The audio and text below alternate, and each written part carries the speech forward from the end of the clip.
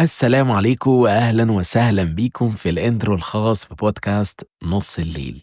إيه هو البودكاست ده وهنتكلم فيه عن إيه؟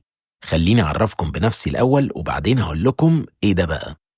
أنا اسمي حسام علي وأنا في الأساس صيدلي، بس بحب البودكاست جدا وبقالي فترة عايز أبدأ البودكاست ده ومش عارف، فالحمد لله وصلت بالسلامة وقدرت أبدأ.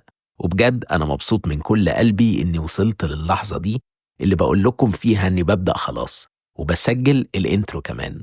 طب هنتكلم في إيه بقى يا حسام؟ عارفين انتوا لما تيجوا بالليل خالص كده وخصوصا قبل ما تناموا وتلاقوا عقلكم بيجيب كل حاجة مريتوا بيها في يومكم؟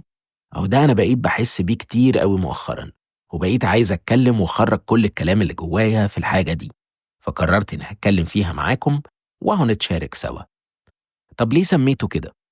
عارفين قعدات الصحاب لو متجمعين على القهوة مثلا، أو لو بنات ومتجمعين عند صاحبتهم والساعة تعدي 12 بالليل كده، فلو انتم عدد كبير بتلاقي بعد الوقت ده دايما العدد قل للنص أو أقل كمان، ناس بتمشي أو ناس بتنام، فبتبقى القعدة الصغيرة دي اللي بنتكلم فيها بهدوء عن حاجات كتير في حياتنا وبنتكلم من جوانا بجد، هي القعدة المحببة لقلبي جدا جدا، وعشان كده سميته نص الليل. وإن شاء الله البودكاست ده حلقاته مش هتبقى طويلة وهتكون بسيطة وخفيفة عليكم بإذن الله.